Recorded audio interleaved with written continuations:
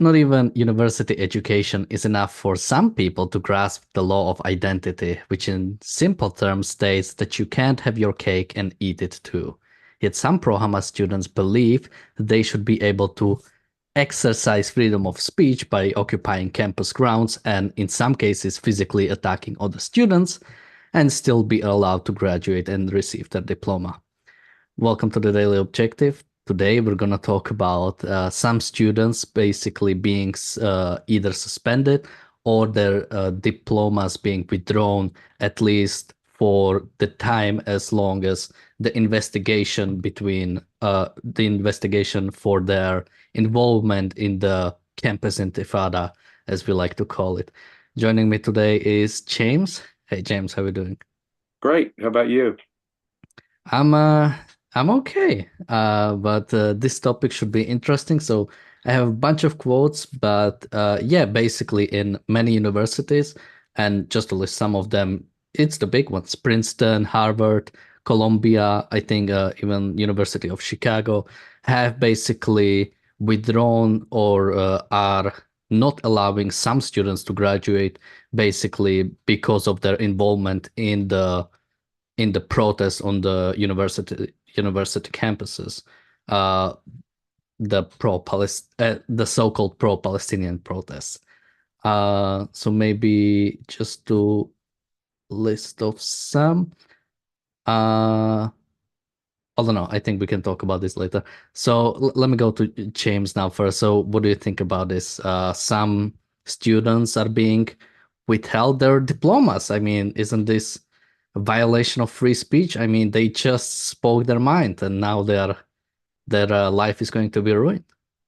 I hope their lives are dramatically negatively impacted by this. No, it's called justice. No, they were violating people's rights. They violated rules that they knew the university they were attending had, overtly violating known rules. They continued to do so in places where the encampments were called illegal trespass by the universities themselves. They occupied buildings. They took over spaces that should have been available for the use of other students. They intimidated them. They harassed them. There was a provost at Harvard who engaged in assault and battery. They formed human chains to prevent Jewish students from simply crossing the campus. No, these little thugs were engaged in violence, not free speech. The great problem that we have today is that we have no clear understanding of what free speech is. It is, or rights generally. And that's what we need to have, a clear understanding of what rights are. And you'd see that these people were the enemies of free speech. They were shutting down anyone else's opinion. They were forcing their opinion into other people, thrusting that opinion by force onto people who were unwilling listeners. They were stopping the learning of students there at that school. They are the enemies of thought. They are the enemies of free speech. They were anti-free speech, not pro-free speech. These are not martyrs for free speech. They knew the consequences going into it. As the universities in each of these cases are explaining, they're just going by their standard rules. If you violate the rule and there's a disciplinary procedure pending, you don't get your diploma until that's resolved. You don't. But this is a minimal after the fact. My complaint is still with the universities. There's a number of lawsuits pending from Jewish students and other students. Alan Dershowitz, for example, is leading a set of lawsuits directed, I think, first at Columbia, which against the universities for failing to protect the rights of the other students. The universities, in the first instance, themselves were guilty of shutting down free speech, free thought, complying with these. They're pro-Hamas. Let's just call them what they are: pro-Hamas, racist, violent little thugs. These people know nothing of civilized discourse. These people are shutting down thought and education. These people are the opponents of free speech, and yet they're called martyrs to free speech, and that's how they're whining. And you see that they don't believe in consequences, like you say. They don't believe A is A. But of course, that's, those of us, from the time we're children kind of get the idea that you can't have your cake and eat it too. But of course, it takes a university education to get that out of your mind, to evade and cloud the law of identity for you. That takes university education for such a simple, basic thing to be confused in their mind. They thought that their moral position gave them the right to force other people to interfere with their rights. No rights are in conflict. My rights end where your nose begins, Daniel, if we have a disagreement. And this is the principle they don't understand. They thought they had a special moral superiority. Now, this isn't something confined to the left, mind you. Similarly, on January 6th, the criminal trespass, at the very least, that occurred at the Capitol from these Trump supporters, they regard that as free speech. Neither the right nor the left seems to understand what free speech actually means. Free speech does not include your right to interfere with someone else's education, to block their path, to engage in assault and battery, to break windows, to occupy buildings. Some students were forced to do their education remotely because of this. Can't talk about whole graduation ceremonies for all those students who didn't break the rules were canceled in some places. UCLA and Columbia didn't have their graduation ceremonies. So these little thugs are complaining because they don't get their degrees right away. There's the Wall Street Journal today had an editorial on the martyr from the Harvard protests, these pro-Hamas demonstrations from these thugs. There was one provost who actually engaged in assault and battery. And he is the poster child now for these pro-Hamas thugs, as if his free speech has been interfered with, as if he is in any way a victim, when he is likely to have committed assault and battery against a Jewish student.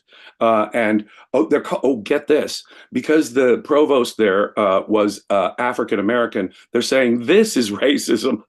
I mean, the joke of these anti-Semite racists saying that they're the victims of racism simply because one of their violent thugs happened to have been African-American is absolutely the pinnacle of disgusting whining from these little thugs who should have known and were on plenty of notice that they were violating the university rules. No, it would be just if they had their degrees forever withheld from them. Sometimes they say they're losing job opportunities because of that. Well, they should have thought about that before they violated other people's rights in their defense of violent, racist, mystical, savage thugs, which is all they were really doing. And they were echoing the behavior as much as they could get away with it in a more civilized place like the United States. And universities being about the least civilized place in the United States is a place where they could get away with their own thuggish behavior. But it's for their criminal behavior and their violation of other people's rights, their violation of university rules, which the universities themselves really weren't properly enforcing in the first place. So this doesn't let the universities off the hook. In my view, these universities are playing a little cleanup on aisle 9 when they know darn well they're facing lawsuits from those customers of theirs, those students of theirs whose rights they violated by not enforcing their own rules.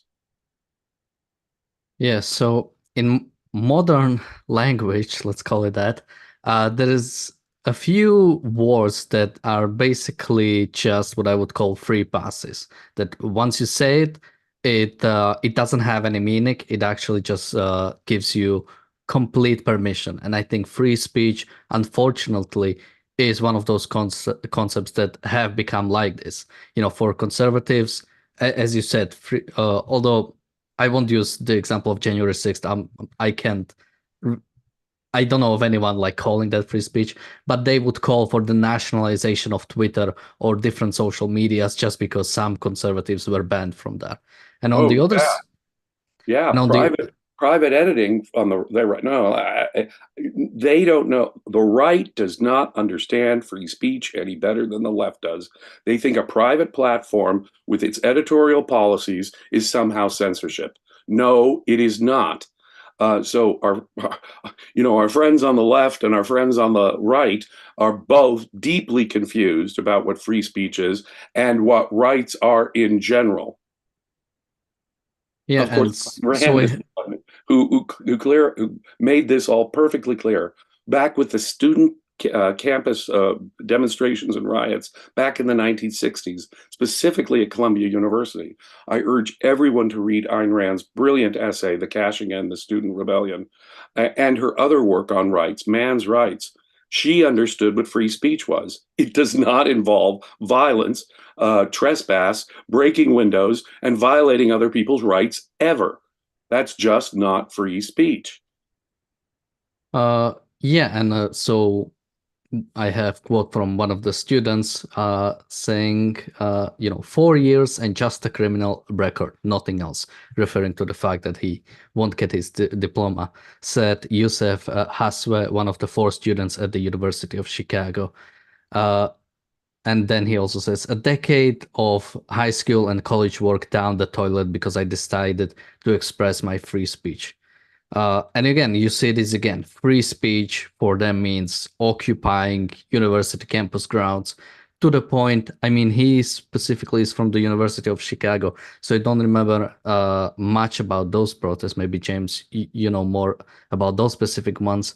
But yeah, at places like Columbia, police had to intervene to drastic extent because of the student occupation of the university grounds. There's no other way to call it. And calling that free speech, I mean, if they just, let's say, had some debate club where they argued for maybe even destruction of Israel, even though that might go too far.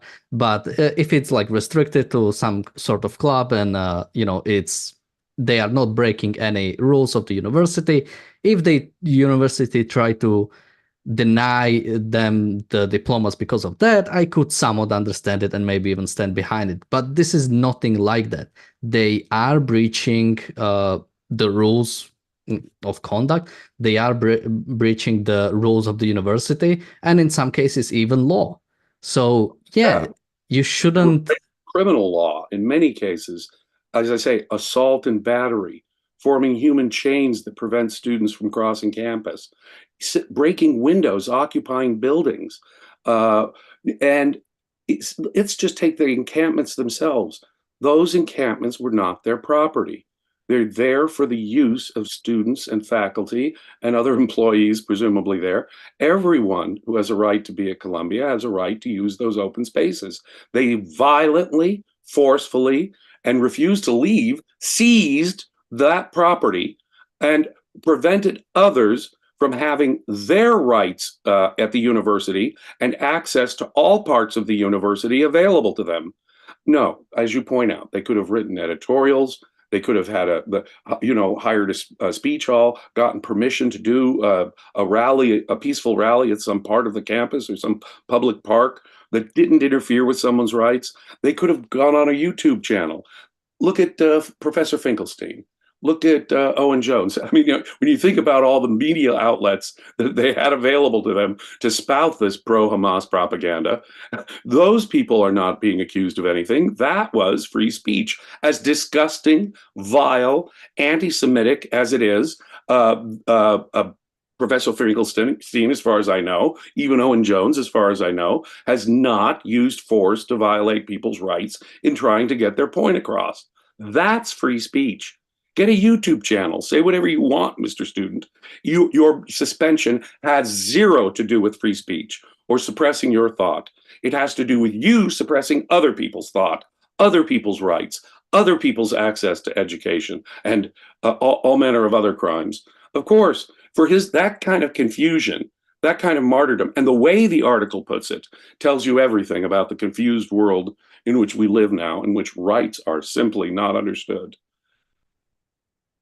So we have super chats first from Jonathan. Thank you so much. We have a super chat from Robin who says they'll get they'll get their 72 diplomas in the afterlife. and may it do them all the good it can for their careers there.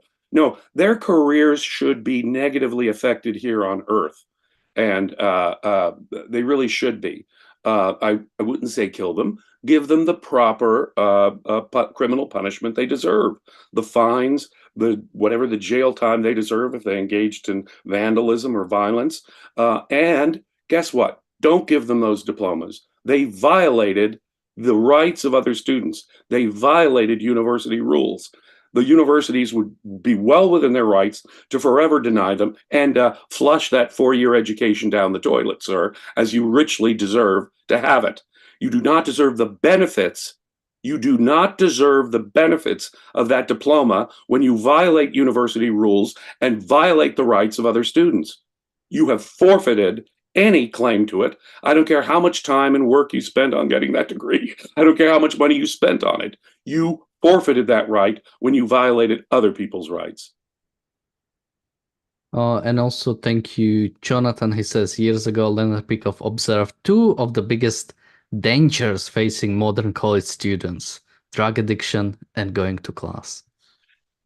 That is a brilliant observation, Jonathan. And Ayn Rand really, and Peikoff really understood this. The danger is really what they're learning in class.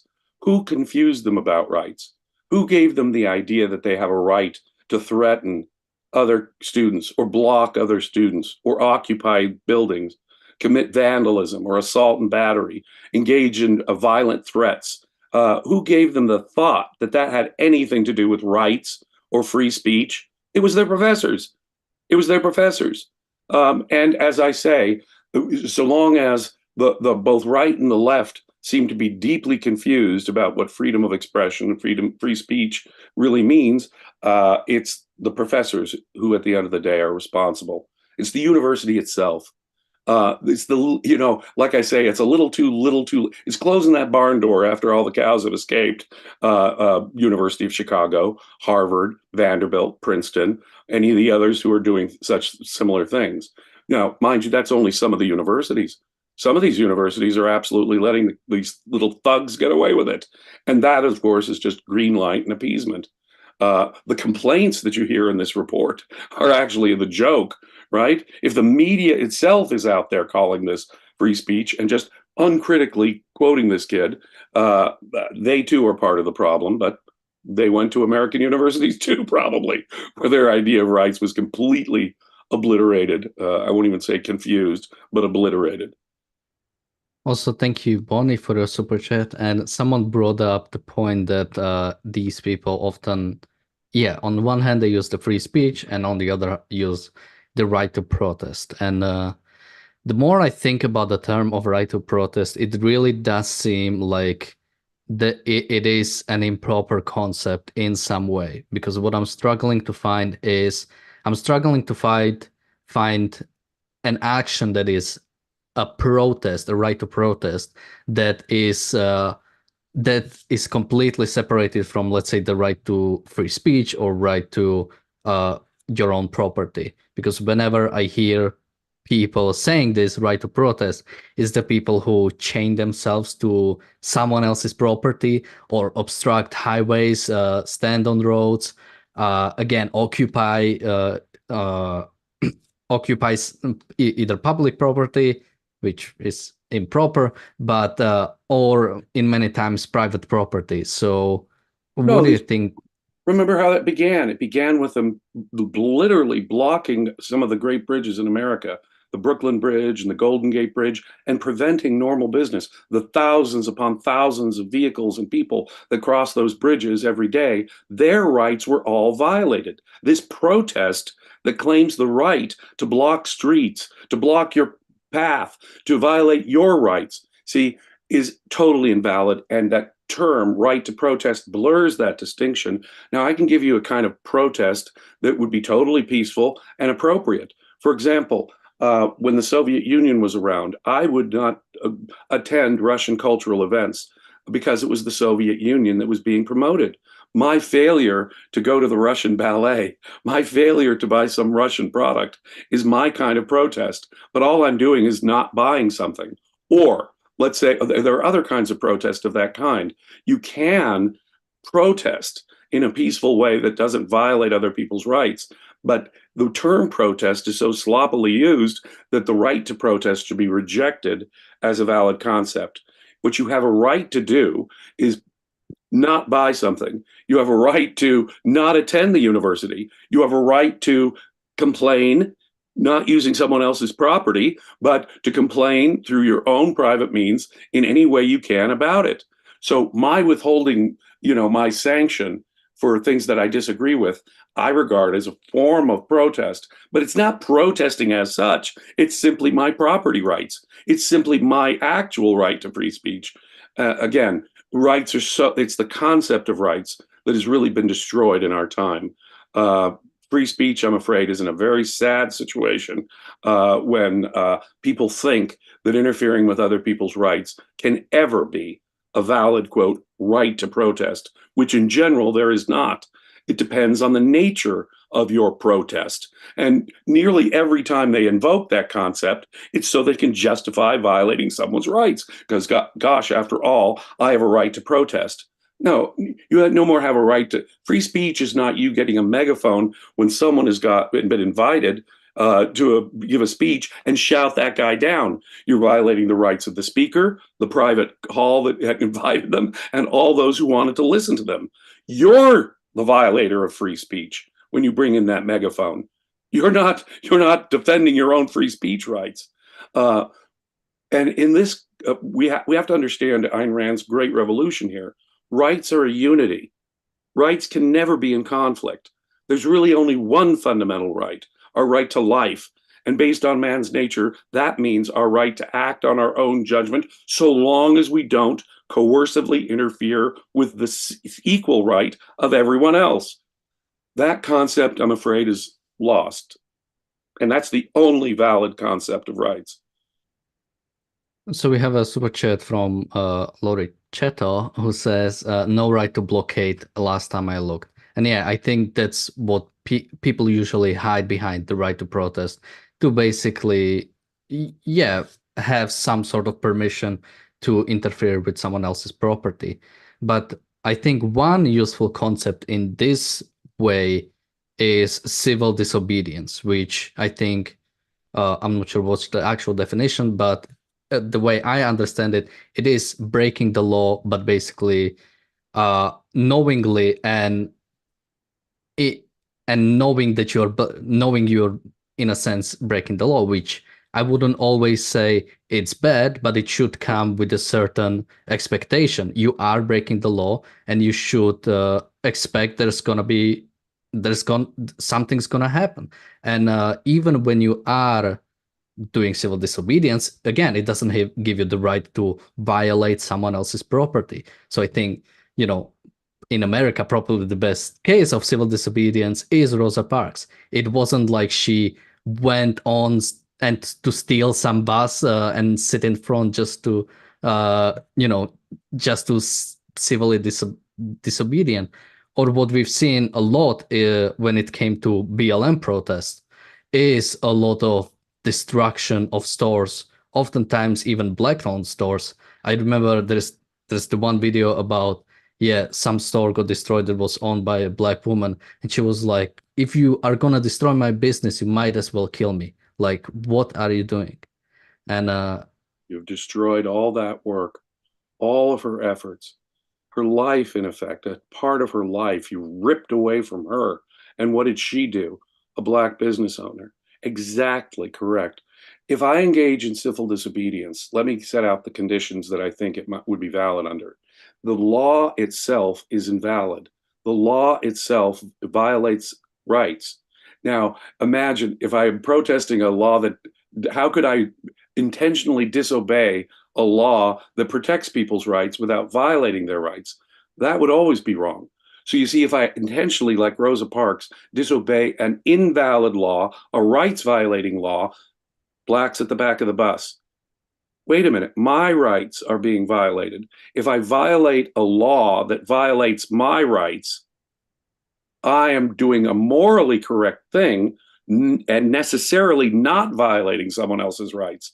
But as you point out, even when civil disobedience is valid, because you want to point out how unjust a law is, and you intentionally break that law, you have to understand, I hope that the system you're living under is to that extent unjust, and you should expect the consequences. Yeah, and just to jump in quickly, and in this way, civil disobedience can exist only in a somewhat rational society, because you are expecting, in this case could be the Supreme Court, or you are expecting that the good people in the society or the good forces in the society will help you in this civil disobedience. That's right. Burning down police facilities, throwing bricks at cops, setting cars on fire, destroying private businesses that had nothing to do with your beef in the BLM riots. That's not peaceful. Mostly, look at how the media in my country covered that. Mostly peaceful protests, and you have the fire burning behind them. No, these were scary, threatening violations of other people's rights, destroying their property, destroying their business, hurting people, in some cases killing people, burning buildings. That's violating other people's rights. Can never be a proper form of civil disobedience, ever. It's only unjust laws. And by violating them, you're not, by definition, our understanding of rights, you're not violating anybody's rights simply by intentionally and overtly making a point of violating that unjust law. So I think we have all the super chats. So we have about a couple minutes left. So I think I actually have one more point to make. So so we mentioned Youssef Haswe, who basically argued for free speech, even though I think he has a major misunderstanding. But what I've seen a lot is a lot of students actually almost taking pride in it. I'm Well, those who trying. take pride in it Oh yeah, should take pride just in the quick. fact that they've just lost their career too. They can't, the fact that some employer decides not to hire them because they've engaged in this thuggish behavior is the right of the employer too, by the way. So take pride in it. Call yourself the martyr you want to. And make the most of it. Maybe there are pro-Hamas businesses out there that'll hire you, but that's the situation you're in. You have no right to evade the consequences of your behavior, and that includes other people's free choices on the matter. Yeah, so I think the quote was from Devron Burks, who said, I have these punishments and have to work through this stress, but it's incomparable to the plight of the Palestinians. I don't regret it, and I don't think I ever will. So, you see a lot of these students actually taking pride, and I think what we should do is give them this pride. We Yes. should at least, No, no. if the She gets investigation is all the done. credit. She should get all the moral credit she deserves for defending the atrocities of October 7th so forcefully. She really stood up for her principles of savage mysticism, violence, racism, rape, mutilation, burning children alive. No, she should take pride in all that that implies. And if those of us who have a different morality choose not to employ her, choose not to deal with her, then of course she should take pride in all of that too. She should call us the monsters that I'm happy to call her. She is monstrous if she takes pride in the attacks on Israel after defends the attacks of Israel after October 7th and at October 7th. That's the savagery she's defending. And if she's proud of it, well, give her a big fat badge. I support October 7th. I support killing babies, raping children to death, attacking innocent civilians. So, as I said at the start, things like law of causality and law of identity is usually grasped by the babies in the first couple of years. Yet these students seems to lack it. So hopefully, it's usually when you get a strong reaction to something you do is when you grasp the law of causality. So hopefully, after not receiving this diploma, they'll also grasp the law of identity. And just in Hopefully, a couple of generations, we'll have our objectivist society. I can't say that I can expect that from that because there are some people who are going to get sucked into her moral righteousness and give it any credit, whatever, when in fact it is the moral righteousness. As I've said many times, the worst things in history are done because people think they have a righteous cause, and she's just one of them. That's why it is imperative that these thugs suffer these consequences. And with that, first, thank you, Gail, for your super chat. We have the reality show upcoming. It's gonna be Did Biden Lie About the Israel-Hamas Deal?